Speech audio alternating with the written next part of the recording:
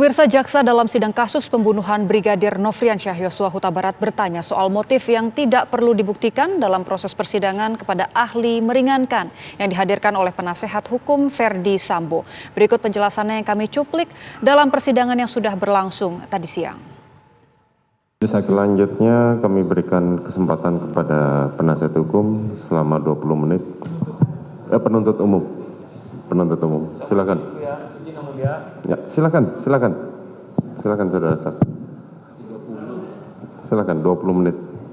Izin yang mulia.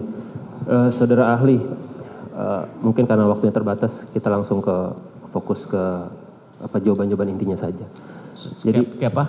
Karena waktunya terbatas, kita fokus sama jawaban-jawaban intinya saja mungkin ya. Saya tidak akan hanya bertanya tentang pengetahuan yang saudara ahli itu yakini, tapi saya ingin bertanya secara keseluruhan tentang pengetahuan hukum itu, karena saudara ahli kan profesor. Pada saat belajar doktor juga pasti sudah mendalami terkait filsafat hukum, perbedaan pandangan ahli-ahli hukum. Jadi tidak hanya yang saudara ahli yakini, tapi pandangan secara umum. Baik, terkait dengan itu saya ingin bertanya tentang motif. Tadi kan saudara mengatakan bahwa motif itu bisa dikaitkan dengan kesengajaan. Saya mau tanya pengetahuan dari saudara ahli terkait dengan pandangan hukum lain terkait dengan motif itu seperti apa? Apakah ada yang menyatakan motif nggak masuk dalam sengajaan? Ada motif, ada niat, ada kesengajaan. Motif itu luar dari niat. Ada nggak pandangan seperti itu? Baik, saudara penuntut umum, tadi saya kira di awal saya menjelaskan motif itu saya sudah menjelaskan bahwa ada pendapat, ada perbedaan pandangan tentang perlu tidaknya motif itu untuk dibuktikan. Baik, ya. Bisa tahu pandangan siapa?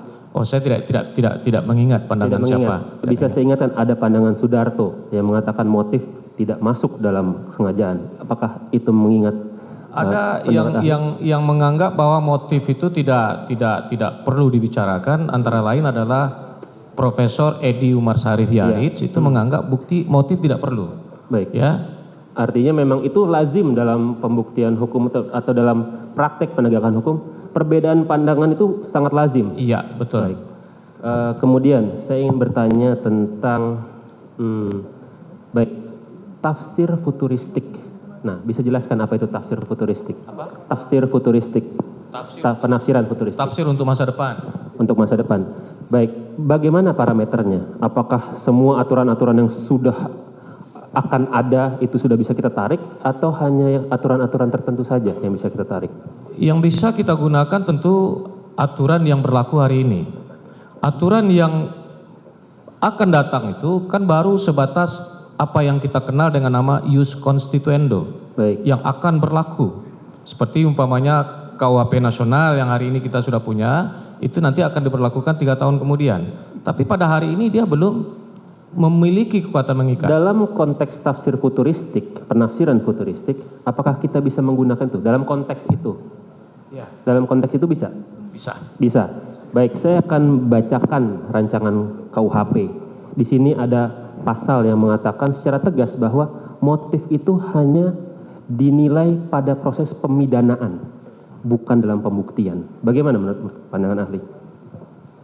Kalau apa yang dirumuskan dalam KUHP itu, saya kira dalam waktu merumuskan KUHP itu juga ada perbedaan pandangan. Pasti. Ada pendapat-pendapat yang berbeda. Karena saya juga ikut terlibat aktif dalam pembahasan KUHP itu. Ya. Jadi saya kira apa yang ada dalam KUHP itu kan hanya salah satu, kebetulan pembentuk KUHP itu setuju dengan pendapat yang demikian itu. Tapi dalam konteks tafsir futuristik kita bisa menggunakannya. Bisa menggunakan, tapi bukanlah merupakan ukuran yang utama untuk menggunakan itu. Iya. Karena walaupun bagaimana kita tetap terikat pada hukum yang berlaku hari ini. Baik, saudara ahli tadi sudah menjelaskan juga tentang jangka waktu yang tenang. Itu saudara ahli mengaitkannya dengan ahli psikologi untuk menilai hal tersebut. Saya ingin bertanya terkait dengan sebenarnya sifat alat bukti dalam pidana itu mengikat atau bebas?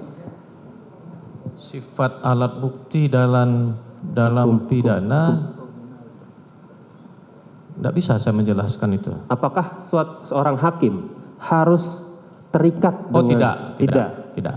Artinya pendapat seorang ahli psikologi apabila tidak diyakini itu bisa disampingkan. Bisa dikesampingkan. Baik.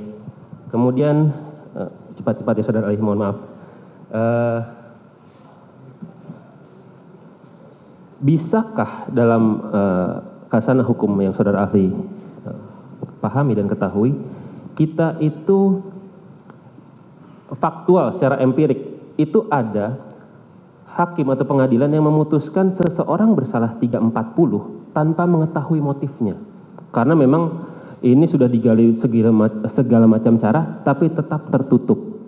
Apakah ada dalam khasanah hukum saudara ahli itu terbukti tanpa diketahui motif yang sebenarnya? Saya belum membaca ada putusan terkait hal-hal yang seperti itu, tapi menurut keyakinan saya tentu ada putusan-putusan yang seperti itu. Oke. Ada. Karena seperti saya katakan tadi, soal motif ini kan debatable. Debatable itu tidak hanya secara akademik, tapi dalam tataran praktik juga menimbulkan kondisi yang cenderung diperdebatkan. Saya lanjut ke pertanyaan berikutnya. Saudara ahli pernahkah mendengar satu adagium terkenal dari Sacipto Raharjo mengatakan janganlah prosedur mengalahkan substansi? Pernah mendengar? Bisa jelaskan maknanya itu apa? Ya, substansi itu kan terkait dengan isi dari norma itu sendiri, isi dari norma, dari aturan. Sedangkan prosedurnya prosedur berkaitan dengan hukum acara, berkaitan dengan proses bagaimana aturan itu diterapkan. Jadi yang paling penting sebenarnya adalah substansinya. Jangan sampai prosedur itu mengalahkan substansinya. Baik. Kalau memang seperti itu, saya ingin bertanya, berarti pandangan Prof. Cip itu lebih ke substansialnya ya? Ya. Nah, tadi saudara ahli juga mengatakan terkait dengan fruit from the poisonous tree. Itu kan sangat positivisme, sangat prosedural. Kalau pakai pandangannya Prof. Cip, apakah tetap bisa diterapkan itu? Kalau misalkan tidak dilalui, tapi tujuannya adalah keadilan yang hakiki. Saya kira itu adalah sesuatu hal yang berbeda dengan apa yang dikemukakan oleh Prof. Cip ya. Karena kita memaknai 183 itu ya, bahwa prinsip minimum alat bukti itu ya, 184 tentang alat bukti yang sahnya alat bukti itu yang pertama harus dilihat dari segi substansi bukti itu sendiri. Kemudian maksudnya cara perolehan bukti kan? Ya. Yang kedua, cara dengan bagaimana bukti itu diperoleh. Nah, kalau cara memperoleh alat bukti itu dengan cara-cara yang tidak benar, dengan cara-cara yang bertentangan dengan aturan hukum, maka tentu alat bukti itu harus dikesampingkan dan tidak bisa diterima sebagai bukti yang sah. Nah, teori yang saya jelaskan tadi itu dalam kaitannya dengan itu, dengan cara menemukan alat bukti itu. Artinya kalau memang tetap sesuai pun itu sah ya? Kalau memang sesuai tidak ada masalah itu? Oke, baik, kita beranjak lagi. Tadi saudara ahli mengatakan tentang semua unsur itu harus ada 2 alat bukti, ya kan? Saya ingin bertanya tentang bagaimana kalau gitu posisi Keting Bewis.